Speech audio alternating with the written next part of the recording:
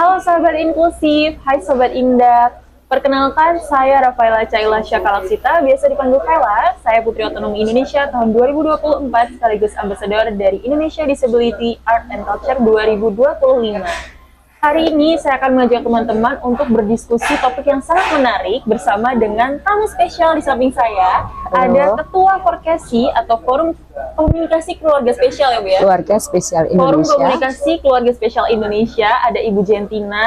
Ibu Jentina ini Ketua Forkesi Chapter Bali. Jadi Ya, beliau betul. sudah jauh-jauh diimpor dari Bali ke kota tercinta, kota Surakarta, yang nanti juga akan jadi venue berlangsungnya Indonesia Disability Art and Culture 2025 pada tanggal 21 sampai dengan 23 November 2025. Selamat datang Bu Jentina. Terima kasih, sudah matur mengunjungi kami. nuwun.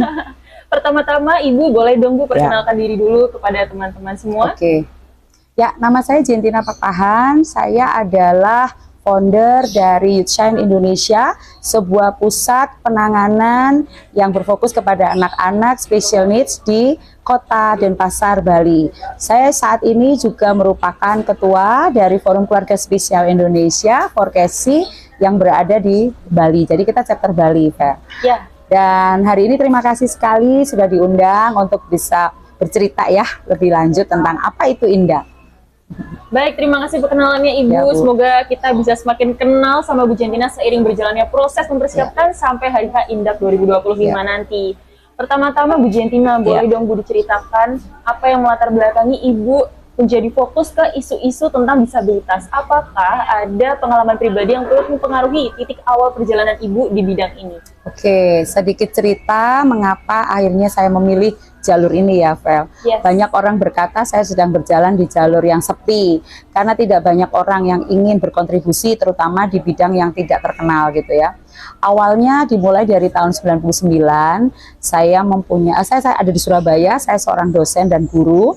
Saya memiliki keponakan yang waktu itu didiagnosa ADHD, Attention Deficit Hyperactivity Disorder atau ADHD ya dikenalnya. Nah, tahun itu memang belum banyak diketahui bagaimana penanganan untuk menghadapi dan juga menangani untuk disabilitas, terutama untuk autism.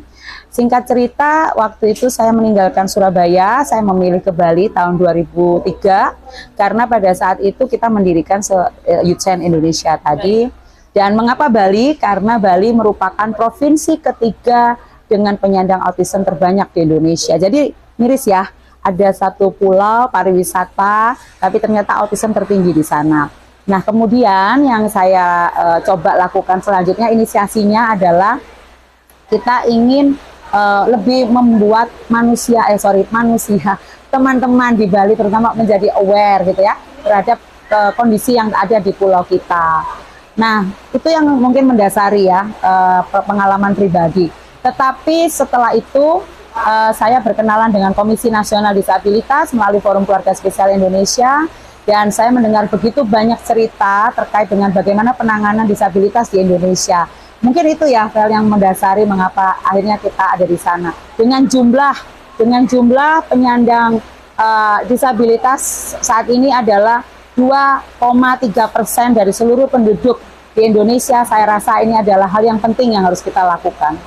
Baik, berarti dari cerita Ibu bisa saya simpulkan ini adalah langkah yang besar ya Bu ya, untuk terjun ke dunia yang mungkin bukan dunia yang populer, Betul. tapi bisa berbuat hal besar Ya, betul. dengan berkarya di bidang ini.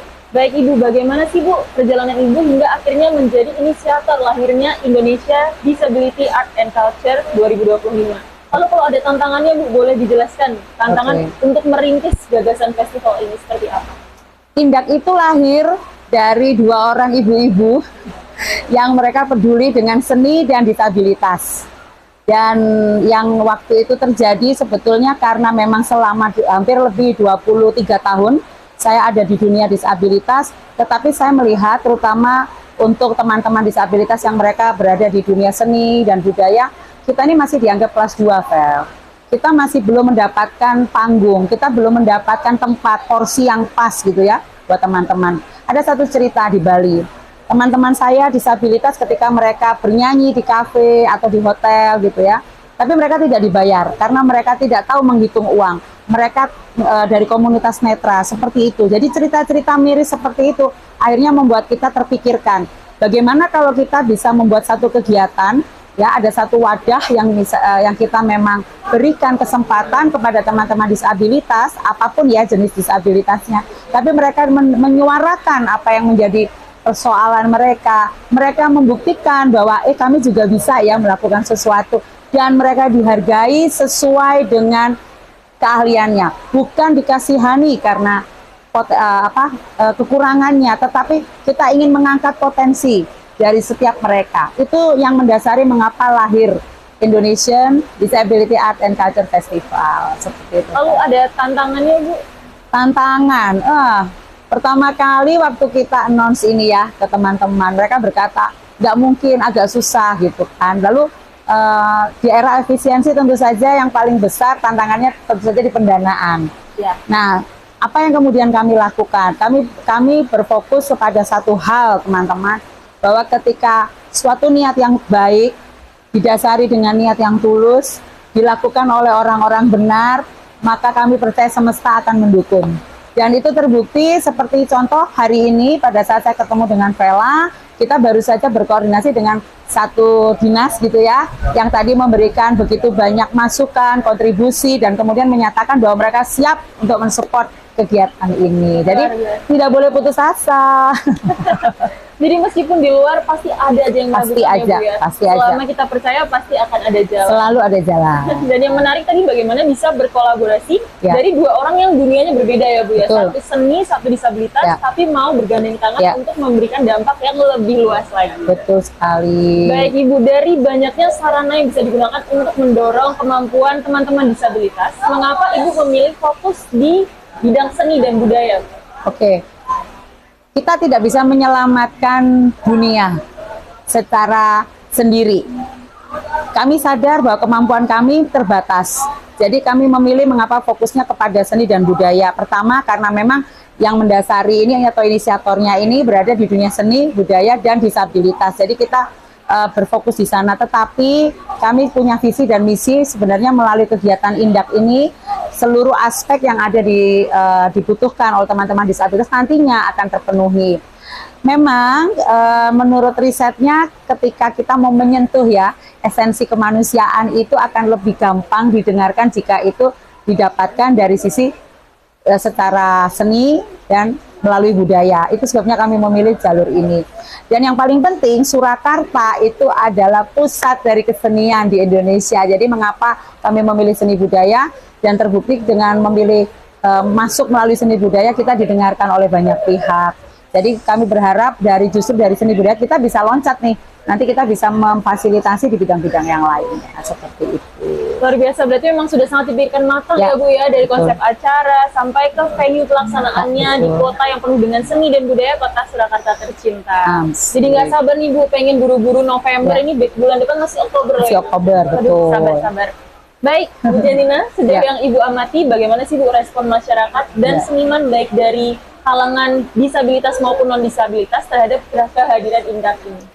Sangat besar sekali dukungan gitu ya. Kami didukung juga oleh Forum Keluarga Spesial Indonesia, kami didukung oleh Asosiasi Seniman Tari Indonesia, Komisi Nasional Disabilitas, dan tentu saja pemerintah Kota Surakarta. Jadi ada banyak sekali pihak yang ingin berkontribusi, yang ingin berkolaborasi, tapi memang masih dalam tahap persiapan ya teman-teman. Jadi siapapun yang hari ini mendengarkan, melihat gitu ya, dan ingin melakukan kerjasama kontribusi terhadap kegiatan ini, mari silakan untuk menghubungi kami dan juga berkontribusi sekecil apapun yang Anda ingin kontribusikan. Kami percaya itu akan membawa kebaikan bagi semuanya. Jadi siapapun yang ingin berkontribusi dalam bidang apapun, Vela boleh hadir, boleh datang, dan juga melakukan kontak dengan kepanitiaan seperti itu. Seperti yang dikatakan Ibu tadi, jadi Ya. siapapun dengan keahlian apapun, Ya, dengan ya, kapasitas ya. apapun, kami mengundang untuk bersama-sama kita sukseskan Indak 2025 ya Bu ya. Yes, sukses. Nah ini pertanyaan terakhir yang Ya. membuat kita semua penasaran dan Ya. tersentuh pastinya.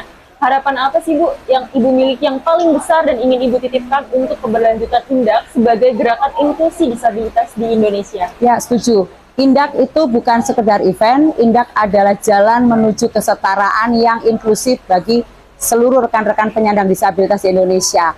Mimpi kami adalah menciptakan Indonesia yang inklusif. Mimpi kami adalah memberikan ruang bagi seluruh orang, apapun ya. Kita sekarang tidak bicara disabilitas, non-disabilitas, tetapi semua orang untuk punya panggungnya, untuk diberikan kesempatan, untuk menjadi dirinya sendiri, dan kemudian melesat membuat banyak hal di Indonesia dengan potensi yang mereka punya. Jadi harapan besar kami melalui Indak ini tercipta ada satu kesetaraan antara yang katanya disabilitas dan non-disabilitas. Kita bisa bersatu dan membuat sejarah baru di Indonesia terhadap masyarakat yang inklusif. Semoga benar-benar tercapai ya Bu ya, dan semoga Amin. kita bisa bertemu lagi selama dinamika sampai hari H berlangsungnya Indak ya. 2025 nanti. Bu Jantina, sekian Ya. pertanyaan dari kami. Terima kasih sudah Terima mau berbagi kasih. dan berdiskusi. Thank Terima you, kasih untuk Bella. kehadirannya. Dan mari kita bersama menggaungkan semangat inklusivitas terutama di ruang seni dan budaya. Sebelum menutup Bu Jantina, saya tuh punya satu pantun, jangan lupa bilang cakep ya Bu ya. Ya, siap. Jalan-jalan ke pasar antik, Cakep. pulangnya beli piala. Asik. Bu Jantina memang cantik. Aduh. Semangat juangnya juga menyala. Asik. Terima Thank kasih you, ya Bu, Bella. saya jadi terinspirasi loh Bu. Ya. Semoga semangat kita semua untuk menggaungkan inklusivitas ini juga semakin menyala. Amin. Terima kasih teman-teman, terima kasih Sobat Indak. Sampai bertemu Salam lagi. inklusif. Salam inklusi.